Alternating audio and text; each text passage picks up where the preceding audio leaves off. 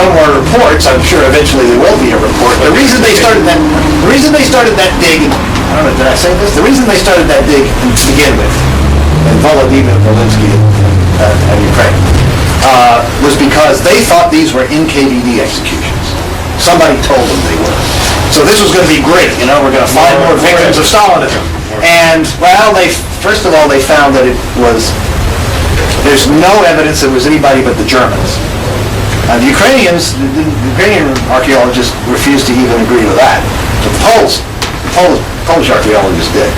And then she puts the name of this one guy in a little footnote on page 4 or something like that, and with a whole bunch of numbers and codes after it. And if you're not looking for it, if you don't know what all that stuff means, then you don't know that that's connected with the Katyn case. But a year before that, they found a badge for another Polish policeman who's also supposed to be buried 700 miles away. That doesn't even appear in the report.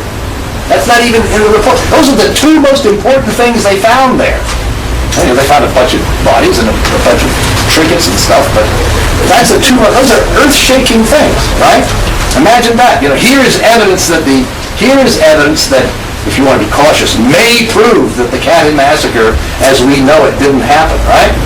That's the only significant thing they found. And they tried to bury it completely. But you understand why. That's basis for this right-wing propaganda. You know? So there hasn't been any more evidence that's come out since then? And I haven't seen any reports. I know that supposedly they're still digging there, but I haven't seen any more reports. They must be pulling out identification information of who these people were. Yeah, well, they don't, that's the interesting thing. These bodies, if you saw the photographs, these bodies are all skeletonized. But I'll tell you this, there's no reason to think there's no particular reason to think that these are the only two Polish officers who were supposed to have been shot 700 miles away 15 months before by the Soviets that are buried there. But we're not going to find out about any more. If they find more, they're not going to tell us. That's for sure, right? Poland has invested huge amounts of money, and also it's their ideological history in this anti-communist, anti-Stalin version of the Katyn massacre. Okay, and they're not going to let a little thing like the truth get in their way. I mean, they never do. So we're not going to find out any more about the Katyn massacre. They could be 50 people buried there, or 100 people buried there. They did find other parts of Polish policemen's uniforms. That was in the report. If you took a look at the report, you'll see that's there. Even all these years, that could be identified. But if there's any more evidence of people who are supposed to have been shot at Katyn being buried there, we're never going to let them out. Forget it. I suspect some people are, in my world, vague on the key point of the Katyn massacre is exactly when did it happen, because if it happened at one point, it could potentially be the Soviets. Sure, if it happened in 1940, it couldn't be the Germans, it had to be the Soviets. So that's the key. Yeah. There's an old book out by a Polish nationalist who wrote a book about some American POWs who were brought by the Germans to Katyn in 1943 when they were uncovering these bodies. The Germans gave them a snow job, and these guys said, yes, we agree, we think the Soviets did it.